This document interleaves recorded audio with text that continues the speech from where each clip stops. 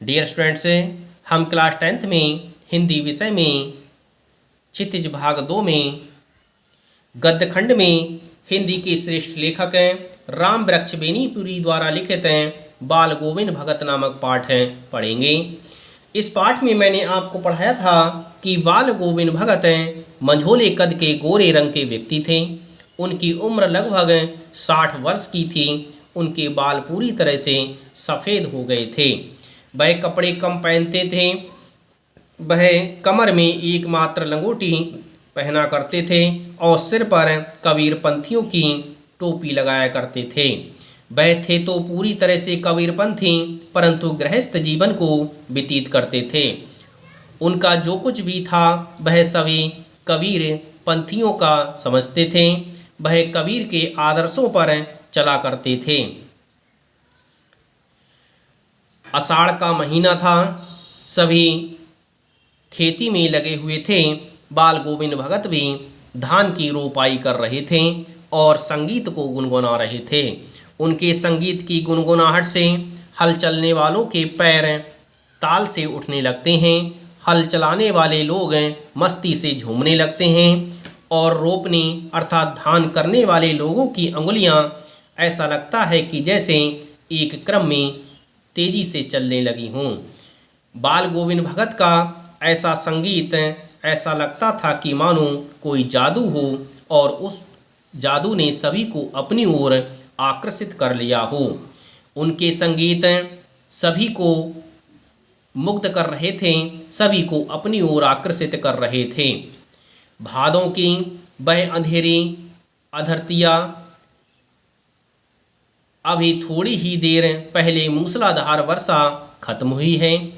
बादलों की गरज, बिजली की तड़प में आपने कुछ नहीं सुना हो, किंतु अब झिल्ली की झनकार या दादुर कहते हैं मेढकों के लिए, दादरों की टरटर बाल गोविंद भगत के संगीत को अपने कोलाहल में डुबो नहीं सकते। इस तरह से लेखक कहता है कि भादों की वह अंधेरी अधरतिया अर्थात भादों के महीने में पूरी तरह से धरती पर अंधेरा छाया हुआ था। थोड़ी ही देर पहले मूसलाधार वर्षा समाप्त हुई थी। मूसलाधार वर्षा ऐसी वर्षा होती है जो बहुत तेजी से पृथ्वी पर गिरती है। बादलों की गरज भी थी, बिजलियों की तड़प भी थी और मेढकों की टरटराहट भी थी, परंतु भगत के संगीत को यह सब शोर डुबो नहीं पा रहा था। अर्थात भगत के संगीत की समानता ये कुछ नहीं कर पा रहे थे। बाल गोविंद भगत का संगीत अलग ही लोगों के लिए मोहित कर रहा था। उनकी खंजड़ी डिमक डिमक बज रही है और वे गा रहे हैं, गोदी में पियवा चमक उठे सखियाँ चिहुक उठे ना, हाँ पिया तो गोद में ही है, किंतु वह समझती है वह अकेली है। इस तरह से वह अपनी खंजड़ी को बजाते हुए गीत को गुनगुना रहे थे और गीत को गुनगुनाते हुए कह रहे थे, गोदी में पियवा चमक उठे सखियाँ चिहुक उठे ना, हाँ पिया तो गोद में ही है, परंतु वह समझती है वह अकेली है।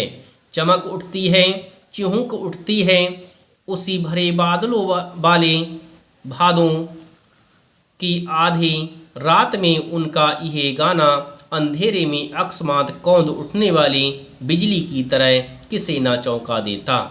इस तरह से लेखक कहता है कि भादों का महीना था। आकाश में पूरी तरह से बादल घिरे हुए थे। रात अत्यधिक अंधेरी थी। ऐसी अंधेरी रात में भगत जी का वह गीत ऐसा लग रहा था कि जैसे कौंधती हुई बिजली की तरह चमक बिखेर रहा हो।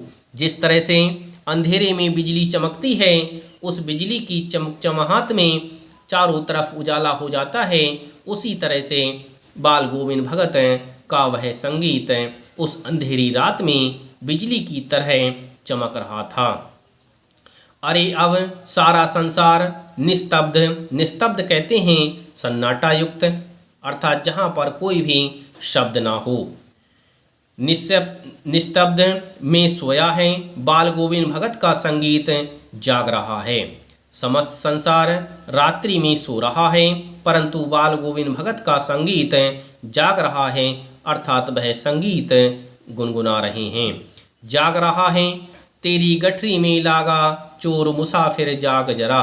इस तरह से वह गाते हुए गुनगुना रहे हैं, वह लोगों को प्रभावित कर रहे हैं। सभी सो रहे हैं, परंतु बाल गोविंद भगत का संगीत जगमगा रहा है, जाग रहा है और सभी को मोहित कर रहा है।